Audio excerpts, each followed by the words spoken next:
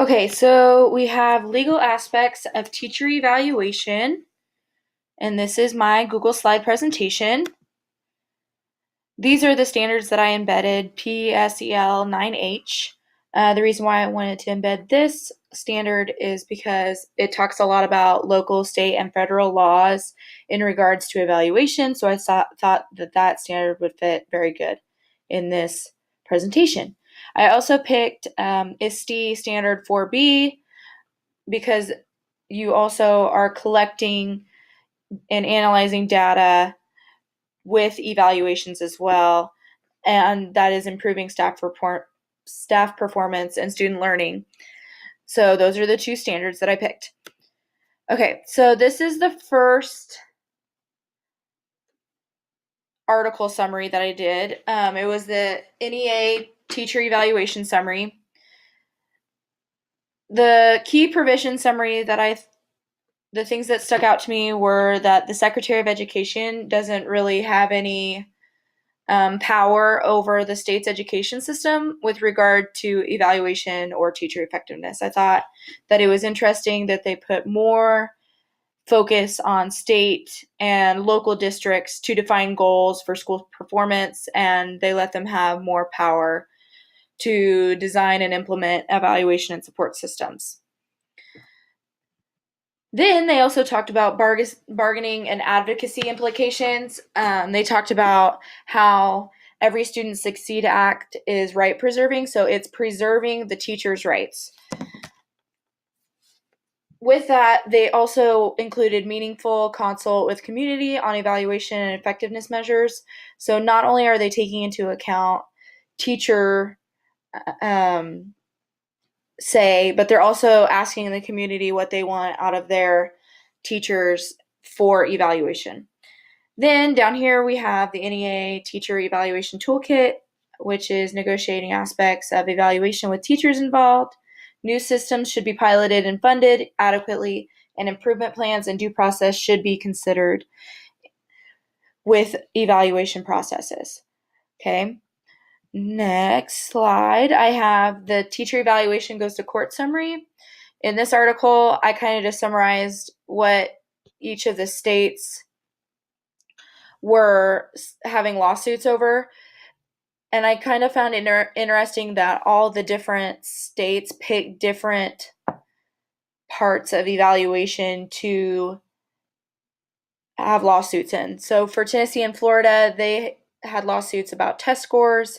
New Mexico and Louisiana, new evaluation systems were put into place.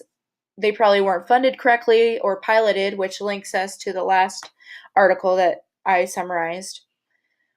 New York, they were questioning baseline fairness because of student poverty variations. And then Nevada, there was a question on tenure, which I think when I think of lawsuits of teachers versus districts, that's what comes to mind with me is tenure and due process for the most part. I found it interesting that all the court cases ruled in favor of the state or they were still in progress is what I found on the bottom where it went over all the different court cases. And then the next article was teacher evaluation and issue summary overview. So the 4 factors that they thought made teacher evaluation cause more attention was that there was new research on teacher quality, interest in boosting teacher effectiveness, interest, advocacy groups' efforts to revamp evaluation laws, and political pressure to dismiss poor quality teachers. One reason why I think that teacher evaluation is starting to come under more scrutiny lately is because in some cases, unions are trying to save or protect teachers, and I get that that is their job and that is their function. But there are some points where they are protecting or trying to save some teachers who have not fulfilled their duties. Like they get tenure and then it's coasting. And I know that that is a generalization and that that is not for every single case, but I think that that is probably one of the reasons why teacher evaluation is starting to become more of a hot topic within education.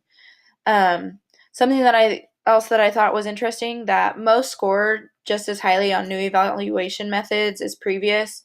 So a good teacher to me is always going to be a good teacher. You have that high standard for you, and it's a high moral character. Um, Another thing was better feedback equals better teaching. So if you have better leaders in your building, they can effectively give better feedback that leads to better teaching in the district and in the building. In this article, they also talked about Race to the Top, which we all know is a grant for schools that use standardized testing to evaluate teachers. They hit on, and something I never thought of was 15% to 30% of teachers instruct grades and subjects that aren't subject to testing. That kind of struck me a little bit because I never thought about that. What about those elective classes that don't use standardized tests, or those grade level elementary teachers that don't do standardized tests? Does that penalize, or does that go against the school as a whole? To me, that's not a full picture of a school effectiveness. Uh, and then, of course, unions are against using test scores in evaluations because there's just so many other factors that should go into teacher evaluations instead of just test scores. I couldn't fit it all in the last slide, so I added some other things for the teacher evaluation article. They stated that most Danielson models were used a lot, but states and districts differ on some aspects, such as Florida.